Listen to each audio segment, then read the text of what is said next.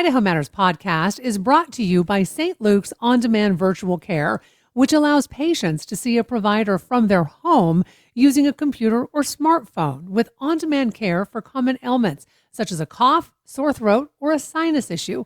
More information at stlukesonline.org. Idaho is a big state, and it covers a lot of territory. Idaho Matters wants to take you to every corner of the Gem State by visiting all 44 counties, and we need your help to do that. Email us your story ideas at idahomatters@boisestate.edu for our new series we're calling Idaho 44. And be sure to join us each weekday at noon and 8 on Idaho Matters and travel the state with us. From the studios of Boise State Public Radio News, I'm Samantha Wright, filling in for Jim Gaudette, and it's Idaho Matters. It's also Friday, and that means it's time for our Reporter Roundtable, when we get up to date on all the news that made headlines this week. Today, our panel includes Max Silverson, editor of the Star News, Laura Guido with the Idaho Capital Sun, Clark Corbin, also with the Idaho Capital Sun, and Brian Clark, opinion writer with the Idaho Statesman. Hello, everyone, and happy Friday. Hey, Sam. Happy Friday. Happy Friday. Okay. Hello.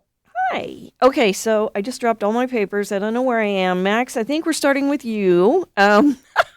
We started the last two Reporter Roundtables with updates on the Rock Fire. We should probably find out how that's going. Give us an update. Remind everybody, where is it? What is it? And how's it doing? Sure thing. Thanks, Samantha. And thanks for giving this fire the spotlight over the past few weeks. It has certainly been top of everyone's mind around here since it started. It's pretty Let's scary. see. The Rock Fire is just south of Tamarack Resort. It started by lightning a couple weeks ago, and it has burned about 2,800 acres. As of this morning, it was 63% contained. And it's really far from the biggest fire we've covered in the past few years, but how close it is to Tamarack Resort and nearby homes really makes it a priority. Yeah, and there were evacuation notices, and and then you've got Tamarack, where people That's right. ski. Yeah, thankfully the evacuation notices were downgraded to the lowest level of, ready is the lowest. This week, the Forest Service also said something pretty bold, that outward growth of the fire's footprint is not expected. And fire managers really don't make statements like that unless they're pretty confident. And it seems like the details of the effort on the ground really back that up. Like, not only did we receive some heavy rain over the past few days, crews have been working, deeper and deeper into the perimeter of the fire to extinguish hot spots and get it to the point where now they're kind of winding down and removing equipment. And this is a fun detail I like to include in reporting on fires, is that so far, as of today, it has cost $20.1 million. Wow. Oh, that's a lot. Wow, that's amazing. Okay, and you've got a school that's opening up despite the fire, right? They're taking a lot of precautions? Yes, the Mountain Community School is a public charter school for children in kindergarten through 8th grade. It's right there at the base of the resort. The upcoming school year, there are 60 students enrolled. They have 7 staff members, and their first day of school comes up on Tuesday. And I'm sure they've been watching this closer than almost anyone. The school officials are keeping an eye not just on the evacuation notices, but air quality, which is a big issue, a big concern for everybody there. If the index goes over 200, the school would move to an alternate location in Donnelly and kind of get out of there. Their classrooms are partially held in yurts, which has a little bit more airflow than a typical building, so it's top of their mind for sure. And but the good news for them is it kind of looks like school will be held. Today, the air quality reading in Donnelly was 55, which is the low end of moderate, and seems forecast to improve. So things are looking up. Yeah, and you guys have had a lot of smoke. Okay, and I just have to pause. Why did I not get to go to school in a yurt? That is just unfair. Okay, so how's Tamarack doing? Got pretty close. They had the snow making guns going to try and keep things from burning up. Are any trees left to ski around coming up? It seems like it, yeah. I mean, as far as for Tamarack, this is close to the best case scenario, considering considering that the fire started less than a half a mile from the top terminal of the lift. I mean, it was very close. Could have been a lot worse. Like, the most important thing I think to remember is that nobody was killed or even injured, to our knowledge. No structures were lost. Mm. And when we think about total acreage of a fire, it's important to keep in mind that, like, the Forest Service has mapped this at the 2,800 acres, and that doesn't mean 2,800 acres of absolute scorched earth, black ground, no more trees. They're kind of varying degrees of intensity throughout there and varying degrees of damage. So, as on like bike and ski runs along the southern boundary, they're probably going to look a little different when ski season rolls around, but it kind of remains to be seen. I don't know. Okay. As far as Tamarack staff, though, I think this was probably not their favorite few weeks of work. Uh, let's see, Tamarack President Scott Turlington told us that most of the employees, the 250 employees, were still employed throughout the fire, but some seasonal workers were sent home early. The bike park closes Labor Day weekend this weekend anyway, so they lost about 3 weeks off the regular season, and that probably wasn't great for a lot of employees. Yeah, that's tough. That's tough. Mhm. Okay, Max, thanks for the update. Clark, apparently my power bill is about to go up. Why is it going to go up? Yeah, for sure, Sam. It may be about to go up. And so we'll walk through what's going on. But Idaho Power has filed an application with state regulators seeking to increase the rates that it charges for its electricity customers. And so, what are we talking about here? Idaho Power is asking for an overall rate increase of about $199 million or 13%. And so we're talking about numbers, but what is this going to mean to the average residential customer in Idaho? Based on numbers put out by the state and Idaho Power, if approved, as it's been requested, the average residential customer would expect their bill to go up by about $21.66 each month, or about $260 per year, Sam. And so it's at the application phase right now. They've put in for the request, and there's going to be a series of public hearings and public comment opportunities across Boise and Twin Falls this fall, where the public can speak out and share their perspective on the rate increase.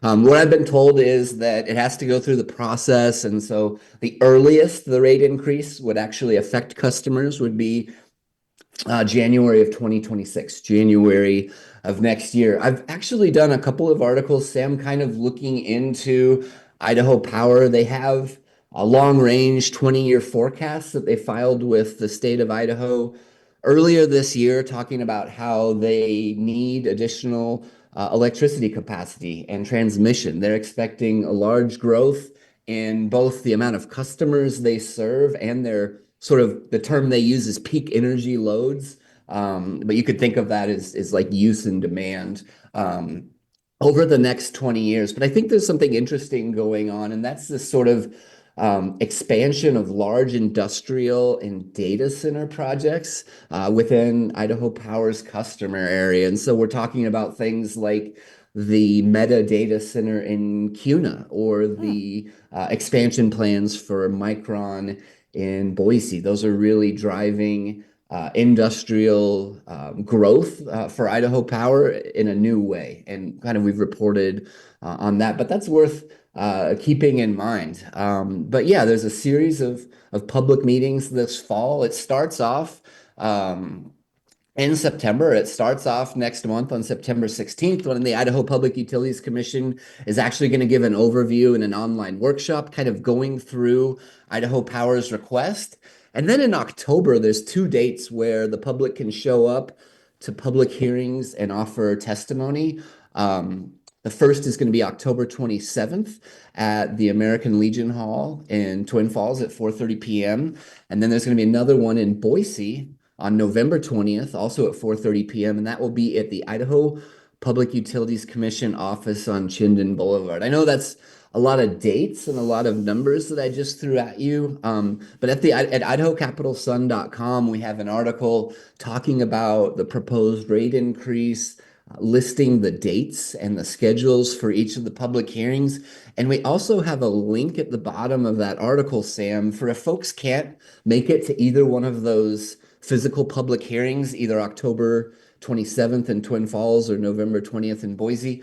We included a link in the article where folks could submit written comments directly to the Public Utilities Commission, and they have until November 20th to do that. But it would be a significant increase if it's approved in full. Like I said, we're talking about $21.66 a month for the average residential customer in Idaho, which works out to about $260 per year. And just based on the scale, Idaho Power, its headquarters is in Boise, and it serves about 650,000 customers in our area, Sam. And so I know a lot of families will be watching that and will be following the proposal closely. And if you do head to the idahocapitalsun.com or even Google the Idaho Public Utilities Commission website, you can find all the information about the deadlines for making a comment, how you go about doing that, and where those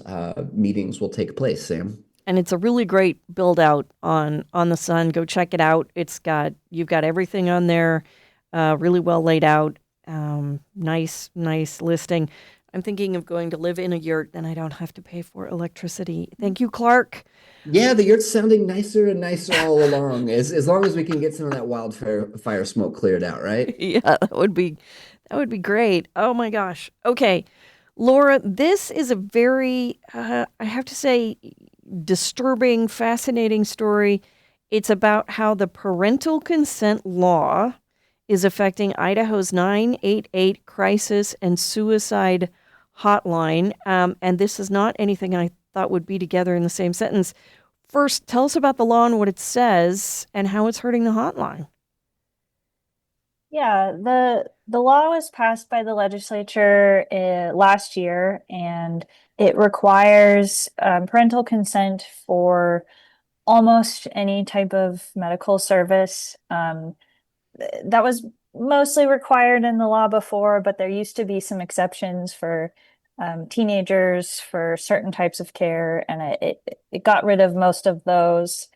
There's some narrow exceptions in the bill or in the law for if there was blanket consent given by a parent beforehand, or if the healthcare provider determines that there's a medical emergency, which is defined as, it was necessary to prevent death or imminent injury, which is a pretty high bar. And so how's it hurting the hotline? What's going on there? So the hotline serves people of all ages, and it's a crisis and suicide hotline. So a lot of people who call are in a very severe crisis, but with the way the law is written, there's concern that not every call kind of meets that really high bar of being an emergency. So if a minor calls and they're having a hard time, but they don't meet that really high bar, the responder has been kind of in this situation where they have to say, look, if we go further, we need to get parental consent. And sometimes that's possible, but sometimes, a lot of times I'm told that the minor just hangs up. Well, I thought that was very poignant. You had a quote in the story, quote, one of the things that we hear sometimes is that they don't have a parent they can talk to, end quote. That is heartbreaking. How many people use the hotline? How many people could this affect? Yeah, so last year in total, there were nearly 29,000 total contacts. And then of those, just over 1,500 were from youth. So that's ages like 5 to 17.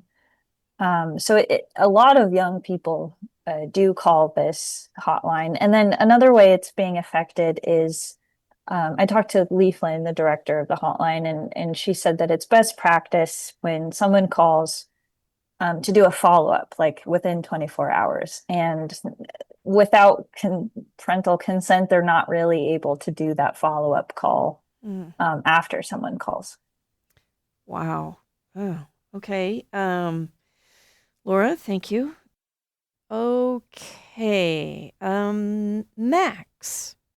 McCall issued a boil order notice for most of the city last week, and that's not something you want to hear in the morning when all you want is a cup of coffee. Tell us about the boil order and what happened. Yeah, it's really not something you expect to hear at all in this day and age, but it came out. Let's see, Tuesday, August 19th in the afternoon, we got the notification, and it was in effect until Thursday, the 21st. For most of McCall, not all of the city, but most of us. And let's see, a fire hydrant valve broke, and that depressurized kind of a huge part of the water system. And that means that contaminants can get in there. Oh. And the Idaho Department of Environmental Quality requires the city to confirm that the water is safe to drink after that. It's the issue itself didn't really take nearly that much time to fix. It was getting the water samples tested and back from the lab in Boise that took most of the time. Wow. And you reported some businesses had to close down because of this?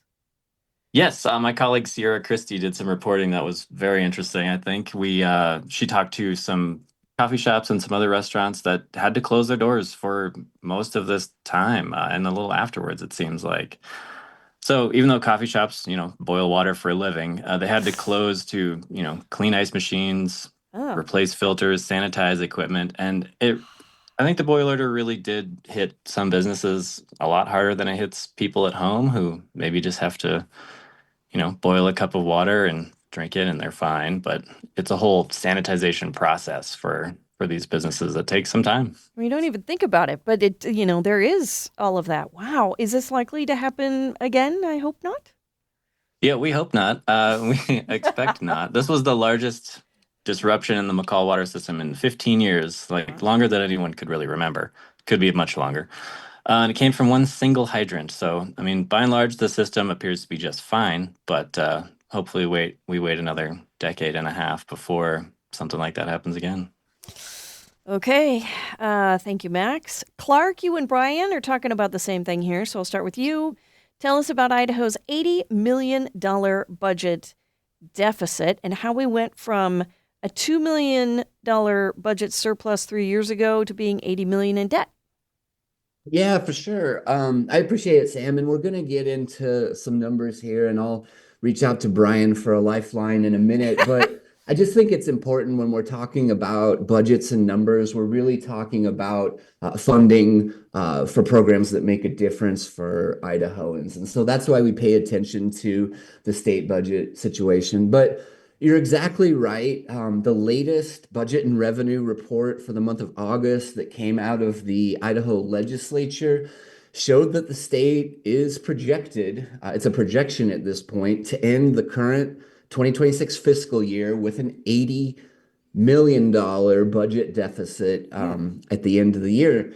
We're only 1 month in. Idaho runs on a fiscal year calendar that starts July 1. So we're at the very beginning of the fiscal year, but it's important for several reasons, Sam, and I want to kind of break those down. First of all, it would be a dramatic change for the state of Idaho. As you mentioned, just 3 years ago, the state had a record budget surplus of $2 billion with a B, dollars. But since that time, the state of Idaho, meaning the Idaho legislature, has reduced the amount of revenue available for the budget considerably. Just this last year in the 2025 legislative session, Sam, legislators and Governor Little reduced revenue by more than $450 million. And that was to pay for tax cuts and to pay for a new tax credit that refunds families for education expenses, including tuition at private religious schools. Another reason the budget deficit would be a big deal is because it would violate the Idaho Constitution, Sam. When we think about the Idaho Constitution, really one of the only requirements written in stone for state legislators and state officials is to pass a balanced budget. And so what that means is that expenses do not exceed revenue. And real quickly before I pass it off to Brian, I don't think that we're actually going to have a deficit next year when the fiscal year ends because either the governor or the legislature will cut and cut and cut to make sure that it doesn't happen. But it's a huge change, even from just a couple of years ago, when we look at the budget situation that the state is in. But I know Brian has tracked this closely, and I know as an opinion writer and editor that he has an important perspective that he can share as well, Sam. So I'm looking forward to hearing from Brian, and then I can jump back in and talk about looking forward. Absolutely. Brian, you wrote about some of this week. I talked about Idaho Senator Mike Crapo and his involvement. Talk about it. What are you seeing? What are you hearing? Sure. So, just to distinguish between two issues, Senator Crapo doesn't have anything to do directly with this $80 million shortfall. Right. That's on members of the legislature. But as Clark reported, there's another $167 million shortfall that could arise if the Idaho legislature conforms to tax changes in the One Big Beautiful Bill, so-called. And that is a piece of legislation that Senator Crapo was very active as chair of the U.S. Senate Finance Committee in ramming through. And it's important in that context to look back at Crapo's history. He's always positioned himself as a fiscal hawk, somebody who's very worried about debt and deficits. But when he came into office in 1992, there was about 3.8 trillion in total federal debt. The bill that he passed will add, by some counts, a little bit less than that, by some counts, more than that. So just in that one bill, he has added more debt to the U.S. than he inherited. The effect that all this will have on ordinary and especially low income Idahoans is bad, and it's likely to continue getting worse. One thing that was reported this week is that there's already going to be a reduction in payments for Medicaid. And that means Medicaid patients are going to have a harder time finding doctors. Some of them might not be able to, particularly in rural areas that already have a doctor shortage. Okay, and just because, Clark, you were talking about numbers, so the $80 million, that's the projected amount that Idaho's going to be behind over the next fiscal year. The $167 million, which is separate from that, is the estimation that we could be behind thanks to the One Big Beautiful Bill. And these are changes to the tax code, right, Clark? We're talking about no more taxes on things like tips, car loans, overtime pay, and that could shortchange Idaho even more to the tune of maybe 167. Yeah, that's exactly right. And when you think about it, when you think about cutting taxes, you're cutting revenue that's available for your budget. And Sam, you hit it right on the head. The One Big Beautiful Bill includes several different tax changes, like you said, no tax on tips, no tax on overtime, no tax on car insurance or car loans, and an expanded deduction for senior citizens. If the Idaho legislature votes to adopt those changes, that's where the $170 million estimated cost would come in. And so if both of those numbers are accurate and both of those numbers hold, it could be a situation where you're combining the 80 million on paper with the 170 million cost if Idaho votes to adopt the changes from the One Big Beautiful Bill. So there's several things that have to happen. And I do want to point out that it's early enough in the fiscal year, Sam, that the projected budget deficit could either go up or down. And it's kind of anybody's guess at this point. And I've gotten a range of reaction. I talked to Representative Wendy Horman, a Republican who's co-chair of the Idaho legislature's budget committee. She tells me that she's not concerned. She tells me that she's not going to engage in the word she used is fear mongering, like she said other legislators have. She said that it is a projection on paper at this point, and she says the legislature has time to address it when they reconvene in January. But I've also talked with several Democrats, Sam, including Senator Melissa Wintrow, including Representative Alana Rubel, both Democrats from Boise, who say this is an extremely serious budget situation, and it's created entirely by the term they used is mismanagement by Republicans in the legislature who signed off on these revenue reductions and dispersed our sales tax so that it would go to other programs before it's ever available as revenue for the state budget. And so depending on who you talk to, there's a wide perspective on what this really means. But it's important to note that when we talk about the $80 million projected budget deficit, the $80 million deficit, Sam, I'm sorry, Yep. those are numbers that actually came from the Idaho legislature's legislative services office. So those are numbers, the state's own numbers, and that's after the state reduced revenue entering this new fiscal year. So there's a lot going on and a lot of numbers that we're throwing around. But the big takeaways is that any deficit would be unconstitutional and it would be a huge change from the record budget surpluses that the state of Idaho had just 3 years ago, Sam. And Brian, when Clark's talking about, we look at the numbers to see how it affects people. You write a little bit about that in your column, about education, about medical treatment, and the effects that this has when it trickles down. Yeah, there've already been ordered a series of budget rescissions to try and make up for some of this projected deficit that could grow if the deficit grows, and a lot of these will tend to impact things that help lower income Idahoans. It's also worth noting things that aren't being effective. One is the school voucher program that was passed this last year. Since that's structured as a tax credit, it's unaffected by any budget rescissions. It's considered tax policy, not spending. So, an additional piece of context is that within all of these tax cuts, both in the one big beautiful bill and in the recent Idaho income tax cuts, the vast majority of the benefit of those tax cuts has gone to the wealthiest top fifth or so of Americans and of Idahoans. So on the one hand, you have cuts like this reduction in payments for Medicaid that's going to make it harder for people who rely on Medicaid to receive medical treatment, to find doctors.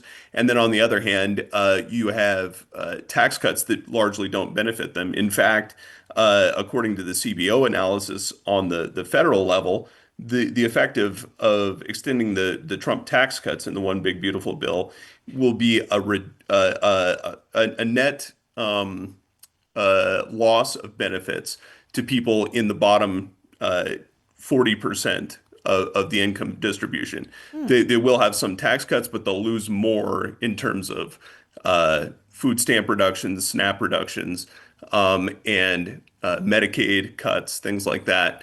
While the vast majority of the tax benefits accrue to people who are making over $200,000 a year. Okay. Brian and Clark, thank you for your reporting on this. We will link back to all these stories on our website, boisestatepublicradio.org. Max, can we talk about an open meetings violation at the Cascade City Council? I missed this. What happened here? Yeah, sure thing. Let's see. So the city council was set to hold their annual budget hearing on August 11th. But at that meeting, only 2 of the 4 city council members were there, and it got to be, 20 past time, and they canceled the meeting. So it got postponed. So the city scheduled a special meeting for Thursday that week. So a couple days later on August 14th. But what they forgot to do was send a notification to us at the newspaper that there would be a special meeting, and alerting a media outlet that has explicitly asked for those notifications of these meetings is one of the requirements of the open meetings law. It's really an easy thing to forget, I assume. They've got a lot going on, but it is an important thing. So that was kind of half of it. And then when they postponed the meeting from, that Monday to a Thursday, that means that the 2 consecutive weeks of public notices that had gone in the newspaper were also, alerting the public to the wrong date. So Ah, sort of 2 mix-ups. gotcha. So what did the council do to fix it? And this is kind of a big deal if you want to know what's going on and attend your budget hearings. Yeah. Well, the thing is, I think what they did to fix it is a bigger deal than the mistake that they made. I hope it's clear that, this is not the crime of the century, even as far as open meetings violations go. Like, Sure. this isn't corruption or some kind of sneaky malfeasance. It was an honest mistake that they forgot to notify us. And I even heard the officials in the meeting note that they meant to let me know, but it just didn't get done. So I thought that the way that they handled the violation was really worth highlighting in our coverage. Like, the city immediately recognized the error and moved to fix it. Not only that, they went one step further and they planned to hold meetings with all their city staff to go over kind of the requirements of the open meeting law, promote transparency in local government. It really struck me as kind of a good example for any agency, board, committee, anyone in Idaho on how to operate with transparency in the public interest. Well, that's cool. I like that. Yeah. So they're holding another hearing on the budget. Yeah, that's right. So the cure, as it's called, to fix an open meetings violation is to just redo the actions that were made in that meeting. So there'll be another public hearing for the city's budget on September 8th. Gotcha. Great. Okay, Laura. Is it true that when a parent dies, Idaho can take their kids' Social Security survivor benefits? What is this story that you wrote? Well, not for any child, but for a while, I would say like 4 years ago, um, every state in the nation except for one was doing this practice of if a child entered the state's foster care system and was entitled to Social Security survivors benefits from a deceased parent or disability benefits, then states had been collecting this money on behalf of the child. Since they were in the state's care, the state kind of became their financial um, agent, I guess. And they were using, and Idaho was included in this, and they were using that money to kind of cover the costs of that child's foster care. Um, it- this kind of came to attention from a report from NPR and the Marshall Project in 2021, and then states, a lot of officials did not know this was happening. A lot of kids didn't know it was happening. They didn't know that they weren't getting that money they were entitled to. So things have been changing slowly throughout the last few years. Wow, again something a lot of people might not know about. How much money are we talking about here? So in Idaho, over a roughly kind of 4 year period, there were 326 foster youth that had been entitled to these benefits, and that totaled about $2.3 million that was then taken by the state and used to cover the costs of their foster care. Wow. So what's health and welfare going to do to change this policy? Yeah, so in May, the director at the time, they're kind of in a transition period right now, but Alex Adams had issued a directive to the agency. Basically, he had become aware that this had been happening, and he said that this is something that the agency is not going to do anymore. That doesn't fully go into effect until next year. But he pretty much said if a child is entitled to these benefits, there's certain steps that can be taken, including like collecting it on behalf of like a young child, but making sure that it's conserved in some sort of trust or savings account for that kid that they'd be able to access once they exit foster care or are old enough. One of the things that he put in his directive is to make sure that the savings account is one of those that doesn't wouldn't disqualify the kid from future use of like social, like public assistance. Okay, great reporting, Laura. Thank you for that. And Max, last week we talked a little bit about Eurasian milfoil in Payette Lake. Give us a quick recap of the problem because it's a big one. Yeah, thanks for bringing this back this week. I think it's an ongoing issue for sure. The long and short of it is that Payette Lake has a problem with invasive Eurasian milfoil. From 2002 to 2021, the county hired divers to go into the lake and remove it by hand. They go down to the bottom, pull it up, suck it up with a special vacuum. That's basically what happens. And then in let's see, from 2022 to 23, the Idaho State Department of Agriculture took over that work. And then in 2024, no removal was done. Same with this summer. And the plan this summer was ISDA was going to use herbicides to kill off some of it, but those plans were canceled. After a bit of public outcry about the proposal, people are pretty touchy about putting herbicides into the lake. It's McCall's drinking water. Some people pull water out of it to, water their lawns or for their own personal water, so they don't want to, water their lawn with herbicide. And let's see, on the local, county, and state levels, everyone's concerned about the milfoil, but there's kind of a disagreement on how to most effectively treat the problem.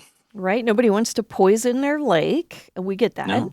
But nobody wants giant leafy fronds of stuff that, makes a mess and gets in everybody's boat propellers. And so how do you fix the problem? There was a meeting to try and fix the problem. Did we get a solution? Let's see. We're a step closer to a solution, I think, after the meeting. The Big Payette Lake Watershed Advisory Group met on Tuesday, and ISDA Director Chanel Tewalt was there kind of to clarify the agency's position that the state wants to address the problem, but they have a limited budget. She called it a dollars and cents issue. It costs half as much money to use herbicide than it does to have a diver go down and pull weeds by hand, which makes sense. Mm-hmm. But part of the disagreement between the agencies was kind of coming from a lack of details, I think, that they really ironed out. Local groups wanted to know more about how it was going to be done, what specific herbicide would be used, what would be done in this proposed 8-acre test plot off of North Beach. Would that be 1 year, 2 years? What happens after that? Is herbicide going to be an annual thing, or would they do a big treatment across the lake and then go back to hand pulling only? A lot of questions to be answered. So they're kind of working on that still. The water quality group again, never took an explicit stance against herbicides, but they wanted more information. So where we ended up after that meeting is the groups will meet throughout the fall to or just work on finalizing a plan. And this winter, they plan to finalize the plan for what to do next summer. That'll cover if herbicides are really going to be used, which ones, all kinds of things about the plan. So it's nice to know that they're making progress. Yes, and I guess we'll wait and see what happens. Yeah. Clark, I know this is a topic dear to your heart because you spend all your spare time hiking around in wild places, usually very, very wild places. So grab your yurt and come with me. You wrote about the Boulder White Clouds turning 10 years old. First, what are the Boulder White Clouds? We kind of throw that term around, but it's actually 3 different wildernesses tucked in there. Yeah, you're exactly right, Sam. And this is a fun one. This has been a pretty serious Idaho Matters show, right, with some hard news, but this is a cool one to talk about. But when we talk about the Boulder White Clouds and the 10-year anniversary of federal protection being extended to the Boulder White Clouds, we're really talking about 3 new wilderness areas that received permanent protection in central Idaho 10 years ago. We're talking about the Hemingway Boulders Wilderness, the Cecil D. Andrus White Clouds Wilderness, and the Jim McClure Jerry Peak Wilderness. And the reason I'm writing about it now is because this month is the 10th anniversary of those lands receiving permanent protection. And the people I talked to that were involved in protecting the Boulder White Clouds say that the lessons that they learned fighting for and protecting the Boulder White Clouds are as relevant as ever today when we talk about public lands and the threat to sell off public lands. And so I spent a lot of time talking with Rick Johnson. He's the former director of the Idaho Conservation League. And Sam, for more than 20 years, he pushed for protections for the Boulder White Clouds. Before they received protection, it was basically the largest unprotected roadless area in the lower 48. And so it was something that conservationists fought for years. And they worked with U.S. Representative Mike Simpson, with Congressman Mike Simpson, who pushed and pushed and pushed to make this happen. And they talked about the compromise that it took. You're talking about getting environmentalists together and conservationists together and working with conservative elected officials to get something done in Idaho. They talked about sort of changing the mindset. At least what Rick said is he changed his own mindset in terms of how he approaches conservation, and he totally re-engineered how he thinks about it from, he had been used to being sort of a conservationist that fought to oppose things, maybe fighting to oppose a mine on public lands or something like that. And so instead, he was fighting for something, which was the protection of the Boulder White Clouds. And he talked about how difficult it was and how he met with everybody and presented at Rotary clubs and public meetings for 20 years to make this happen. But just talking about how working together with people and recognizing all the different people who benefit from public lands is kind of what made it happen. And what Rick was talking to me about, Sam, was that public lands aren't or should not be a conservative or progressive issue. It's an issue for everyone. And that's what makes public lands so popular. I know that we've talked about on this program before how more than 60% of the land in Idaho is public land of some sort. And that's kind of become a way of life for people in Idaho and the West, whether you're into hunting or bird watching or skiing or hiking or mountain climbing or boating or any number of things, you're probably into public lands. And so it was just a really cool story for me to kind of go back and at a time when public lands are under the microscope right now, talk about a success and talk about an effort where groups of people with different perspectives came together to celebrate something they loved. And when we talk about a wilderness protection, Sam, we're really talking about the highest level of protection for land in the United States. When something's designated as a wilderness area, that protects it from development, it prohibits motorized use, and it really limits human use. And we're talking about preserving and protecting the land in its untrammeled state, its natural state is some of the language that is discussed when we talk about wilderness areas in this country. So yeah, if you go to idahocapitalsun.com, I have a cool story about the anniversary and about a couple of the people who worked for like 20 years plus to make this happen and who didn't give up. I think they failed 8 or 9 times and they didn't give up and they kept pushing. And 10 years ago this month, they won the protection that will be permanent for those 275,000 acres of public land in central Idaho. We're talking about high mountain peaks and lakes, wild rivers, and diverse wildlife habitat, Sam. Well, it's a great story. I want to thank everybody this week for being on the show today. Clark and Max, thanks, especially to you two. Absolutely. It's always a lot of fun to be on, Sam. I appreciate it. Yeah, thanks, Samantha. We've been speaking with Max Silverson, editor of the Star News, Laura Guido with the Idaho Capital Sun, Clark Corbin with the Idaho Capital Sun, and Brian Clark, the Idaho Statesman opinion writer. And you can find some links to their stories at our website. Just go to boisestatepublicradio.org. And that'll do it for this episode of Idaho Matters. Thanks so much for listening. And just a reminder, you can find all of our episodes wherever you get your podcasts.